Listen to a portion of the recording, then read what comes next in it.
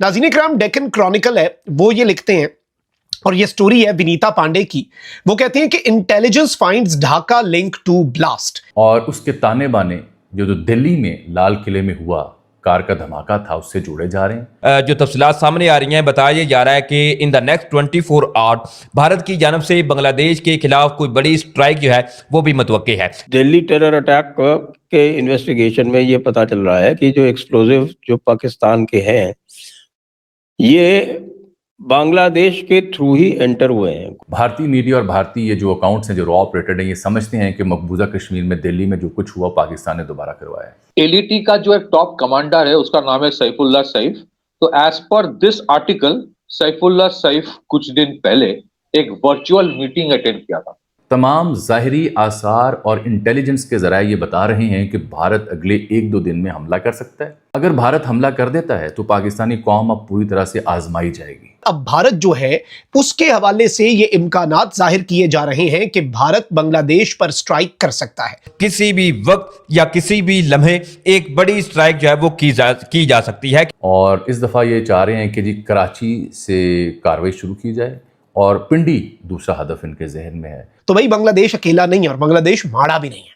They have the resolve. ये याद रखना, जिसके पास रिजॉल्व होता है ना वो फिर तुन के रख देता है। जितनी खुलासतन मैंने चीज़ें अर्ज की और मुझे क्यों लग रहा है कि Bharat is really up to do something और ख़तरा पाकिस्तान के लिए बहुत बड़ा है।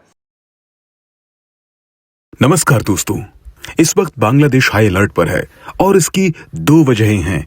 पहला ये कि वहां पर अब जेनजी सड़क पर निकल चुके हैं और यूनुस के खिलाफ प्रोटेस्ट कर रहे हैं। सिचुएशन इतनी गंभीर है कि अब आर्मी को भी सड़क पर उतरना पड़ा है और हालात बिल्कुल वैसे हो गए जैसे शेख हसीना के टाइम पर हुआ था। और दूसरी बात यह है कि दिल्ली ब्लास्ट में कहा जा रहा है कि बांग्लादेश का भी हाथ है।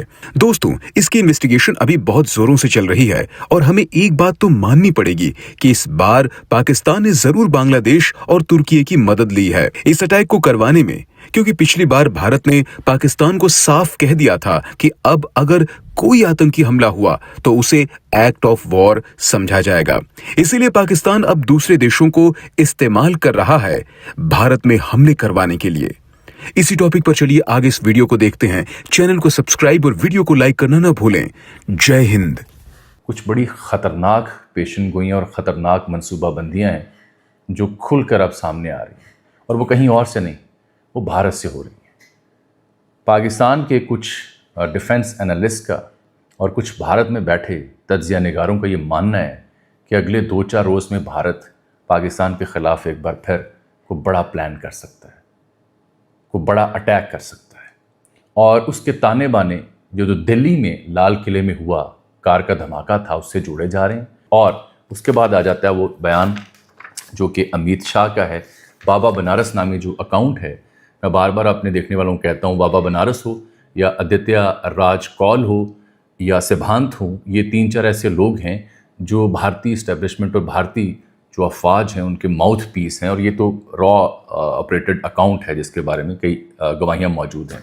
जाफर एक्सप्रेस का हमला हो, पाकिस्तान में कोई दहशतगर्दी हो, इस्लामाबाद में जो वाक़या पेश आया, पाकिस्तान पे जब हमला हुआ था भारत की जानिब से, तो ये बाबा बनारस नामी अकाउंट है जो बार बार तंबीह करता है, ख़बर देता है और कहता है कि अगले 48-42 घंटों में ये होने जा रहा है। तो अब इसकी टाइमलाइन पर अगर आप जाएँ तो डिटेल भरी पड़ी है जो मैं बाद में आपको सुनाता हूँ। मिसाल के तौर पर जितनी खुलासतन मैंने चीज़ें अर्ज़ की और मुझे क्यों लग रहा है कि Bharat is really up to do something और ख़तरा पाकिस्तान के लिए बहुत बड़ा है और ये अगले 2-4 दिनों में होना है। और उसके अगर ये 2-4 दिन में कुछ ना हुआ तो फिर हफ्ते बाद भारत करने जा रहा है बरतानवी फ़ौज के साथ एक्सरसाइजेस को 7-8 दिनों बाद।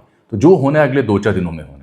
उसके बाद जारी बात है बरतानवी फौज आई होगी, उनके साथ एक्सरसाइजेस हो रही होंगी, तो प्रोटोकॉल नहीं बनता। तो इस सब के अंदर भारत ने अब नई दिल्ली के अंदर होने वाला जो हमला है उसके ताने बाने बांग्लादेश से मिलाने शुरू कर दिए हैं। एक ऐसे मौके पर जब पाकिस्तान का बरादर दोस्त मुल्क बांग्लादेश, उसके अंदर भारत की इन्वॉल्वमेंट और पॉलिटिकल इन्वॉल्वमेंट जो है वो भी बढ़ चुकी है। हसीना वाजिद जो है उसकी भारत खुल्लम खुल्ला सपोर्ट कर रहा है, जो जंगी जराइम की मुर्तकिब हुई जिससे बांग्लादेश के अवाम नफरत करते हैं।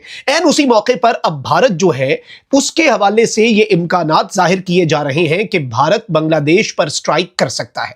भारत की बढ़ती हुई मिलिट्री मूवमेंट और military deployment even West Bengal और दीगर एरियाज के अंदर और बे ऑफ बंगाल जो है वहां पर भी ये इंतहाई तशवीशनाक पहलू है।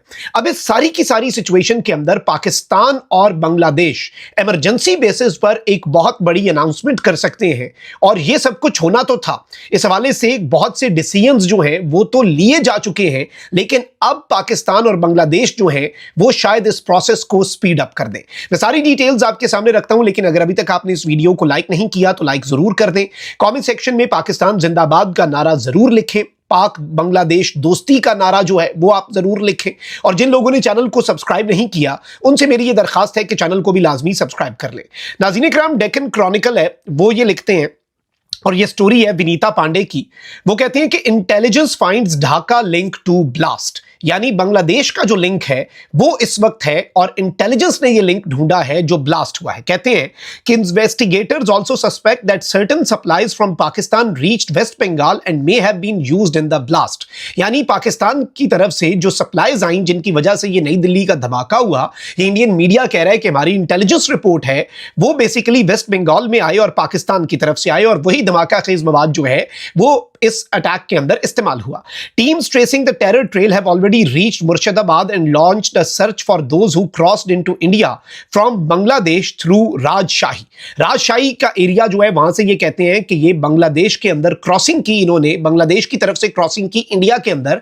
ये इस दफ़ा कुछ ऐसी निशानदहियां कर रहे हैं कि एज इफ इनका प्लान पिंडी, पाकिस्तान की मिलिट्री के लिए इंतहाई अहम जगह और कुछ अहम शख्सियात पाक फ़ौज की, उनके नाम, उनकी निशानियां और उन जगहों को ये हाईलाइट करके बयान कर रहा है कि असल टारगेट ये है। भारतीय मीडिया और भारतीय ये जो अकाउंट्स हैं जो रॉ ऑपरेटेड हैं, ये समझते हैं कि मकबूजा कश्मीर में, दिल्ली में जो कुछ हुआ पाकिस्तान ने दोबारा करवाया है और उस बुनियाद पर ये एक प्रोपेगेंडा बना रहे हैं। इनकी मिलिट्री के जो ज़िम्मेदारान हैं उनकी रिसेंट स्टेटमेंट्स राजस्थान में हूँ या अमित शाह की हूँ वो देखें, उससे भी नज़र आता है कि इस दफ़ा ये कुछ प्लान कर रहे हैं। हुआ ये है कि मई की जंग से लेके अब जब मैं आपसे मुखातिब हूँ नवंबर को, इस बीच में भारत ने बहुत तेज़ी से उन कमी, कोताहियाँ और खामियाँ और जो कमज़ोरियाँ थी उन पर काबू पाया with the help of Israel and America. Let me be very honest with you. और ये जो तेल ख़रीदना था रूस से, उस पर भी भारत ने अंदर खाते कार्रवाई पूरी कर ली हुई है, खबरें छपी हुई। इस दफ़ा ये मई की निस्बत कुछ और प्लान कर रहे हैं। इस दफ़ा इन्होंने INS विक्रांत की कहानी भी छेड़ दी हुई है और इस दफ़ा ये चाह रहे हैं कि जी कराची से कार्रवाई शुरू की जाए और पिंडी दूसरा हदफ इनके जहन में है। सियालकोट का रीजन हस्बे मामूल इनके जहन में है। आज़ाद कश्मीर तो हमेशा झड़पों का मरकज़ रहता है, लेकिन मेरे नज़दीक जो इनकी कार्रवाई मैं समझ रहा हूँ, कराची और पिंडी, इसके ऊपर इन्होंने तकिया किया हुआ है। इस दफ़ा ये कोई ट्रॉफ़ी चाहते हैं, ऐसी ट्रॉफ़ी कि ऐसा नुकसान जो दिखा सकें अपनी कौम को। वो शख्स जो अब BBC के बकौल इंडिया का सबसे ताकतवर रहनुमा बन चुका है, वो शख्स जिसने ये बताया अपने देखने वालों को, अपने चाहने वालों को कि वो अमरीकी धमकियों के बावजूद अपने काम में लगा रहा, अच्छा या बुरा वो और बात है, और फिर बिहार का इलेक्शन भी जीत गया। तो अब इंडियन मीडिया एक बड़े खामोश तरीके से एक माहौल बना रहा है, जिस माहौल में मैंने बताया कि पाकिस्तान के अपने कुछ तज्ज़िया निगार ये मानते हैं कि अगले 1-2 रोज़ में कार्रवाई हो सकती है, बड़ी कार्रवाई हो सकती है, हमला हो सकता है। और पाकिस्तान का मसला क्या है, इंटरनली भी हमारे मसाइल हैं, दहशतगर्दी KP की बलूचिस्तान की भी हो और सियासी अदम इस्तेहकाम हो, ऊपर से इंडियन मामलात हों,